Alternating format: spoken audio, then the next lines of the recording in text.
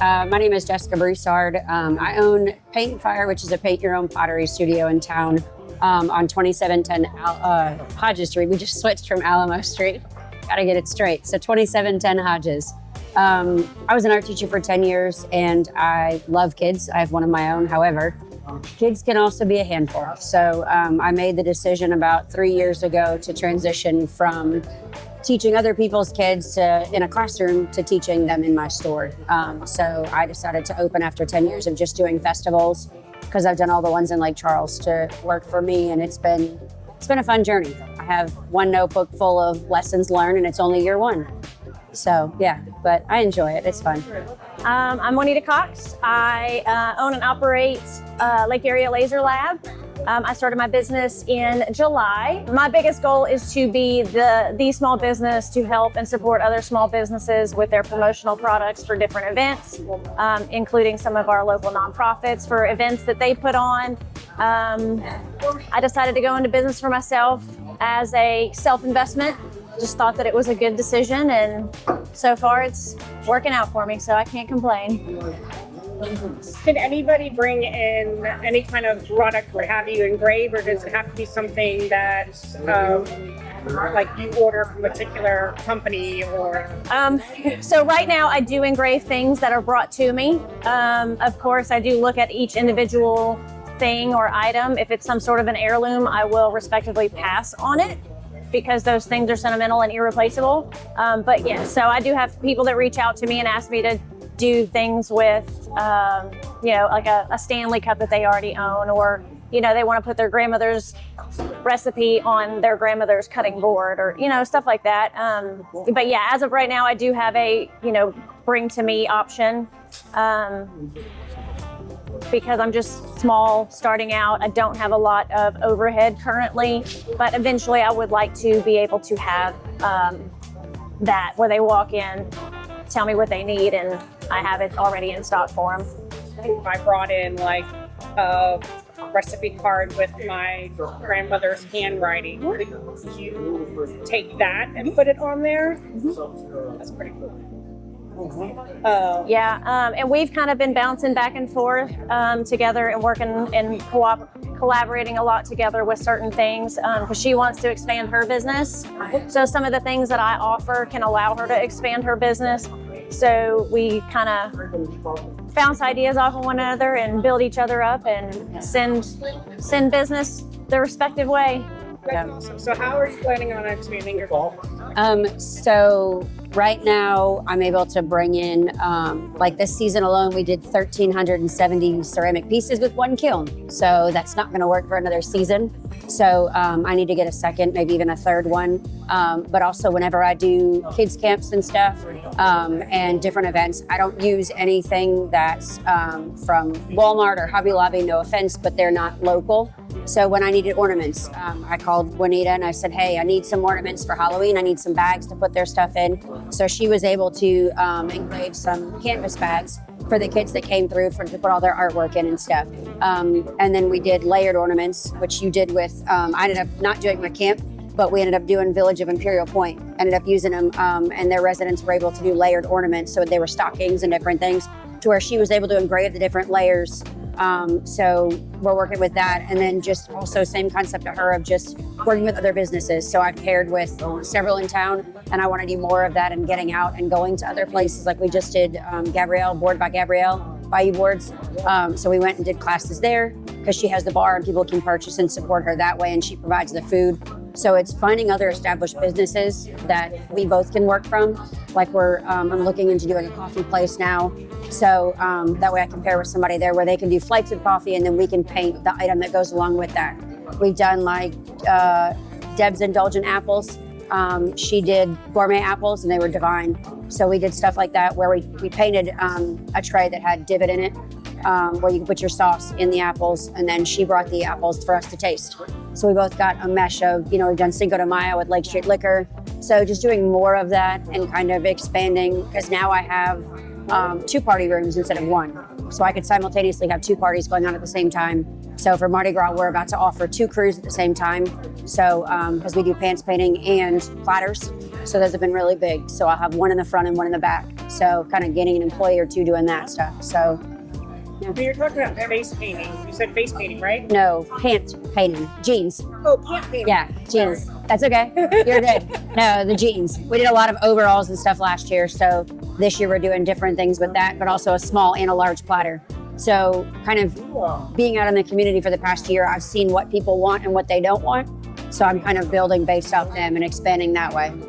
So what's with the pant painting? So for Mardi Gras last year when I opened, I thought I need money to open my doors and I want exposure. So I painted a pair of my kids, my 2-year-olds, overalls and made them all festive for Mardi Gras. And I sent somebody a picture and lo and behold, they were in a crew. So their Mardi Gras crew came and then another one came and we had over 250 people that came and painted paints. So it was jackets, shoes, pants. We had Mardi Gras crews, like we had them on the floor, they were on the counter, they were everywhere. We had glitter for years to come. So we had so much fun. So I gave them stencils, they bring their own jeans, I give them stencils and I walk them through how to layer and paint them. And then they leave with painted pants. So yeah, and now we do homecoming. So I'm working with the schools on that. So, and also expansion, I can go to all CPSB schools and now private schools. I have the license for that to where I go to them because they can't always take field trips. So we did 900 ornaments of the 1,300 were for CPSB schools. Yeah. So yeah, getting the machine for that and getting, extra hands for that is where we're going to go next. So, and now I have the facility for it. I just need to get the money to actually get the items. Yeah. So, yeah. So what is the size of the laser, I guess, to make a difference? So the larger the bed, the larger items you can make. So like my biggest laser is 24 wide. Like the bed itself is 24 by like 20. And then I also have a pass-through feeder. So like you do your thing and then you push the wood in and you line it back up and then you do the rest of it. So you do it in like sections. But your larger lasers, the more power they have, the faster they work. So like my very first laser that I bought was more of a hobby laser. So it did everything that I do on my big laser, but it just did it a lot slower. Now, my big laser, what took my first laser 10 minutes to do, it does in 3. Oh, wow. Yeah. So like a couple weeks ago, I had a 400 cup order. I think I saw that. And I was just like, Thought we were gonna have to go find you. I was like, she was like, what are you doing? I was like, But like literally like that one job is paying my laser off. Mm-hmm. So like, and that's one of the biggest things I was so excited about. I was like, I'm going into the new year debt free, but I'm not debt free anymore because I bought another one. I was like, I've got 3 now. So who's buying the ADHD lasers now? The ADD. Yeah. It still picks up sound, so I got my microphone on. Just saying. No, but yeah. So so I have a CO2. Which cuts acrylic, so I can do like acrylic signs, or like if they wanted, like they wanted something like a multi-layer acrylic, I can do that. All of my lasers cut wood. The 2 of my lasers I can do metal. My smallest laser that I just bought, the one that I just bought, is designed for like smaller jobs, so like I can engrave on jewelry. Like I can engrave on the inside of rings. Oh, cool. I haven't dabbled with that, which is why I'm not like publicly pushing it. But somebody came to me, she's a realtor, and she was like, "Hey, I want a Louisiana shaped cutting board." I was like, I can't cut anything with a cutting board, so I reached out to a friend of mine who makes cutting boards. And he was like, "Hey," I messaged him yesterday, and he was like, "Well, I'm waiting on my template to come in." I'm like, "You do realize I could have made that for you?" He was like, "You cut acrylic?" And I was like, "Yes! Now you're having to wait on freaking Etsy? This is what I do." And he was like, oh, I'll come to you next time. I'm like, yeah, you will. Damn it. Yep. So, but yeah, so like, she came to me and I couldn't do it, but I would rather reach out to somebody I know that does it for themselves than just go on Amazon. Like I could do it, but I don't want to. Like I have all the stuff. Like I made some awards. Ooh, I made some really pretty awards Yeah? for Alan. They came out so good. But I can't like tell anybody what they're for. So that's a surprise for everybody. Like I'm gonna say anything. And so like I've got them in the truck. But yeah, like you know, I went and bought myself a new chop saw. So I now have 3 chop saws. Oh, because one wasn't enough. Well, my 3rd chop saw, like it chops down and you can go back and forth, so I can do longer pieces. It was on sale. It happens. It's fine. So you do woodworking too? Yeah. Like all of my awards that I've made, I did those by hand. Oh, wow. Like when I first started, a friend of mine had the stuff that I needed, so I paid him to do it, and then I went and got the stuff so I could do it myself. But like, yeah, so I cut them, I lasered them, cut them, routed the edges, shellacked them, sealed them, stained them, and now I'm delivering them. One of the questions that I asked last time is, in the economy today, and running a small business in Lake Charles, like what is important about running a small business in Lake Charles and the economy? Staying educated. So she didn't have a chance to go, but I did get to go. So we went and sat down with Mayor Simeon. Yeah. And he had a lot of really good touch points that he spoke on with regards to economic development within Lake Charles. And one of the questions that was asked was, how could a small business, like many of the people that were there, get a cut of the pie? Yeah. And one of the things that he talked about is within the infrastructure of how he has wanted to start doing things, they allow small businesses to come in and get a piece of it, but also they allow the small businesses to receive the training to get the accreditations that they might need to go and do the bigger jobs. And a lot of these out-of-area companies that are coming in, it is required in their bidding process to employ local businesses. So I think that's really the biggest thing, is just like staying abreast of what's going on more on a, not a political level, but like within, being aware, yeah, just being aware. Yeah. And the networking aspect too. Yeah, Like, that's a big thing. I've been Fusion 5 for 2 years, and then you're in it now, to where I've gained numerous things. And I'm the only, now I'm not, but I was the only art person in there. So it felt kind of foolish for me at first to be in there, because why am I in a room full of real estate agents and financial brokers and, you know, security system people? However, I've gained more support from them. And then understanding who's in your community. Like, people always call me because I have connections, and it's not, oh, look at me, I have red carpet connections. It's, I'm gonna know where to direct you when you need something. And because I understand and I took a back door to community. So when I was a teacher, I was forever researching and educating myself on who's who, and I'd walk in other businesses and think, okay, this is what's working well for them. This is what I want in mine. This may not be to learn what I wanted.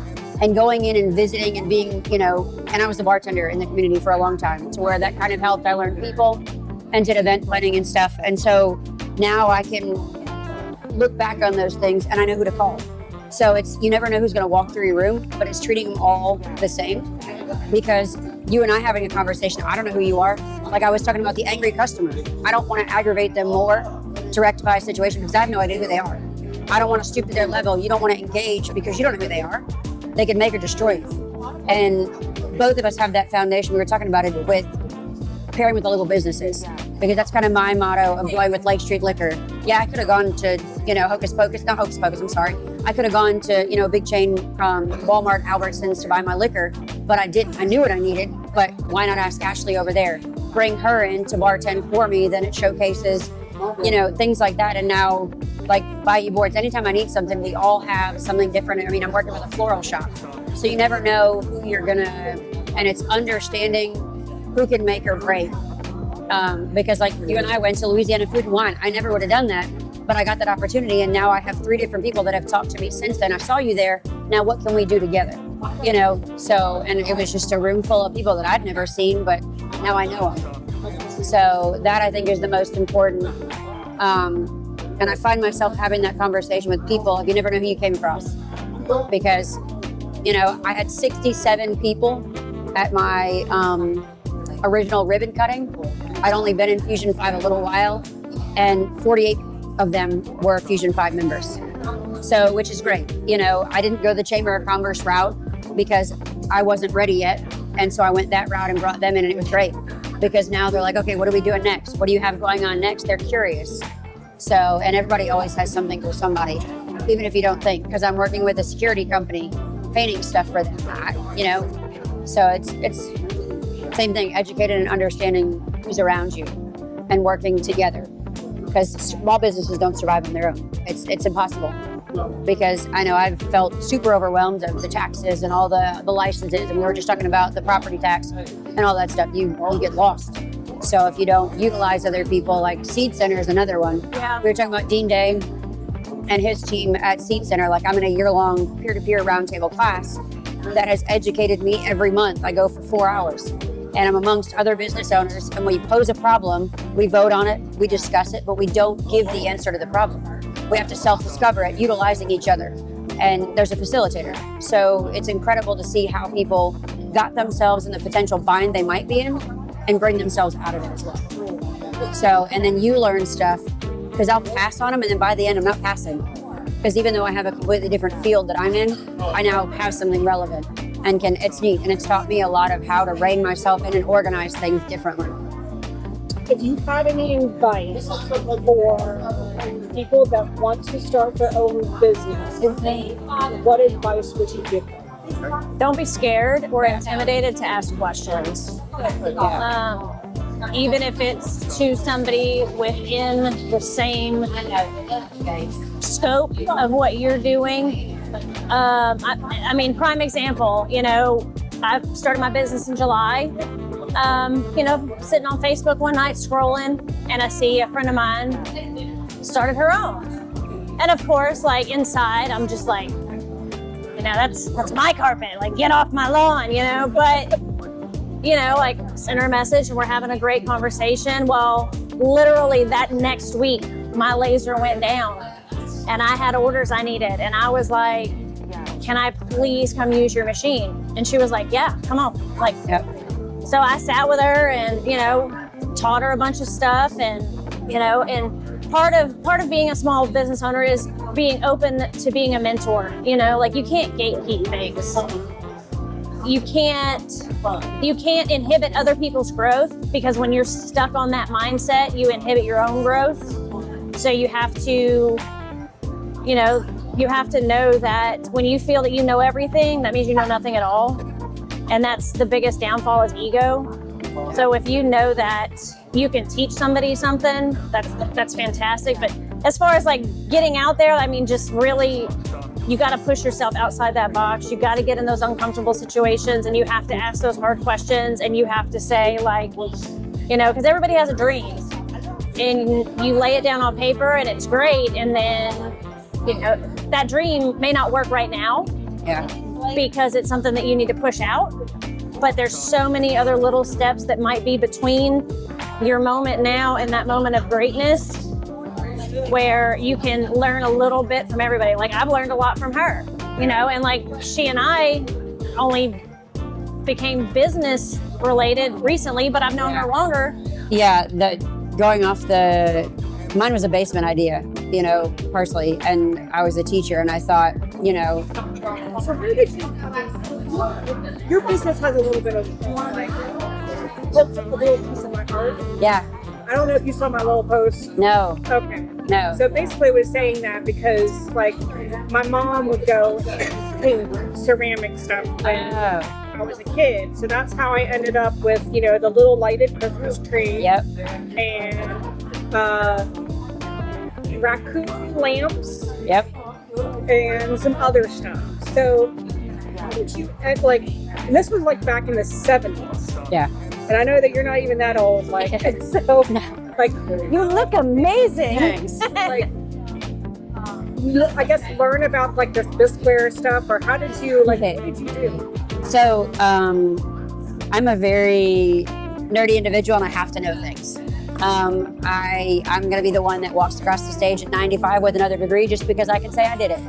So when I was an art teacher, the first classroom I was in did not have a kiln, did not even know what that was. So when I moved here, I had to go to Magnice to get a different degree to be an art teacher. So I had to take a ceramics class, and I failed it. So, and Ken Baskin laughs at me all the time because I wanted nothing to do with it. So, and he was the professor that we had. So then I started to learn. And when we'd go to art teacher conferences and stuff, I would always go up to the kiln people and be like, hey, this is who I am, this is who you are. How can we work together? I thought I'm just a classroom teacher. Well, then they started sending me new items so my kids could see how long it could take to break them, or if they enjoy them. So they would send me test boxes of stuff that we would break, we would try to use, we would figure out how to incorporate it in a lesson, and I started writing lessons for them. And so there were 3 or 4 of us that did this. And so I ended up getting a case of paint that was glazed for ceramics, and it was a bad batch. And I didn't know this. So then I started creating, and then I got the CEO's phone number somehow. And she called me and said, hey, I'm head of troubleshooting. I run this company. What happened? I don't know. So I sent everything back. Well, then I got cases of new stuff. So it started into a relationship of working with them. So they called me one day and said, I hope you have a freight door. And I said, no. Or a dock. And I said, why? And she said, well, tomorrow you get, glaze, a whole pallet of glazes and a whole pallet of tiles. And I'm like, why? And she said, because I want you to go out and teach. I want you to teach everybody about the techniques, the different things, and I want you to use our stuff. Okay. And it was free. So it was a great way that we partnered. So then I started building those relationships and understanding through that. And they said, well, you're doing it the difficult way, which I usually do. And then I tried it their way. And so I was like, well, this is a lot easier. So I'd sit down and make and take tons of stuff at conferences. So we'd go to Seattle and Chicago and all these places every year where I'd gain the knowledge. And then I kept those cards. And then when I said, hey, this is what I'm going to do, how can we work together? And it's worked because I made over my shop, and now I'm the leading distributor of Mako with all of their products. So I found a way to utilize them, and I paid for it, don't get me wrong, but I have whatever I need now for troubleshooting and everything. So I just like to educate and kind of found. So to me, same thing, mine was a basement idea, and I didn't know anybody at Chamber of Commerce or Seed Center. And I'd actually had a less than great experience with them when I first moved here.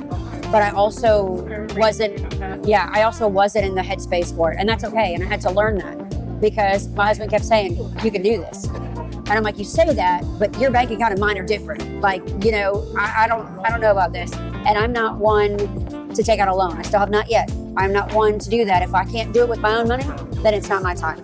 And that's a different way to be raised, but that's how I was raised. So I had gone out for dinner with some friends, and one of them happened to be a chamber person. I didn't know them. And they said, we need you to apply for this. And I was like, oh, heck no. I'm not going on camera. I'm not doing this. And they said, well, but you have a great idea that Lake Charles needs.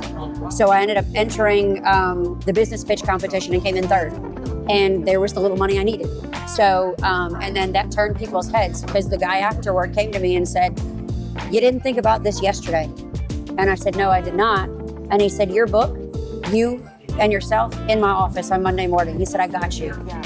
And I said, I don't know. He said, you don't need to know what that means. He said, but you have your business plan. He said, if you don't, you need one, get in my office on Monday. And I said, okay. And that's where it came. He said, you have this. Here's the things you need to work on. And he said, you just needed the fire. And I lit it. And he said, now you're ready to go. And then sure enough, that was in, I think, August. And I sent my resignation in for teaching Christmas break. And I was like, holy cow, I don't know about this. But I was like, I gave up bartending, gave up everything. And it was the first time I'd had one job. And it was great. So having that, it's the way that somebody always taught me was quality over quantity. You don't need 85 friends in your circle. Like for some reason, when I started Fusion 5, I'm like, well, I'm in the window going, hey, pick me, like the kid in gym class. But I didn't need anybody to pick me. I had what I needed. I just needed to find those few 5 instead of the whole room of 65. And when I found them, now I have what I need because it's quality over quantity. So when you make your circle smaller and you find those that are going to be there no matter what, then that's all you need. And so that's how you And it's finding people like us that I'm not afraid to tell you I didn't pay my taxes for 7 months. It's a dumb move. And I thought, well, I'm going to get a refund, so why am I going to pay them in the first place? It's admitting that you honestly made a mistake gets you farther than I would have ever imagined. And they believe you. It's owning it. Because it's owning it. I mean, yeah, I'm going to get caught. Yeah, I did get caught. My stuff got frozen and I had to dig my way out of it. I mean, so you lose it before you make it, you know? And so, and for the first 5 years, you won't really see green. You'll see a little green and then it'll go back to red, but you'll get that taste. And it's a sweet taste. So it's just finding, you know, that's the biggest thing for me. Because I've had several people that have come through my door and just need a conversation. And that's how it starts. It's just needing that conversation and then figure out what's next. Because I was the same way. Get out of my carpet, get off my lawn, you know, because I have never had somebody else teach a class with me in 10 years. And I allowed somebody, because they said, you need help. And I said, nah, I got this. And they're like, no, really. And when I got that help, by the time I left the room, I knew what all 30 people did for a living. I knew their names. So when they walked back in my store, hey, Sarah, you ready for your platter? I got it. Now what are we going to do next? I didn't go, what are you picking up for? Are you picking up for a kid's thing? Or are you here to, like, I wasn't confused. And so it was that accepting of help, which also helps. So you have to learn that you need some help at sometimes, which is hard. So, but it's... As a business owner, you want to be able to do it all yourself. Right. Yeah. You know, Because you've been burned before. Correct. Relying on other people. and you know how you want it to run, and nobody else is going to ever do it with it. Somebody might, and I found out that somebody will, you know? So, yeah.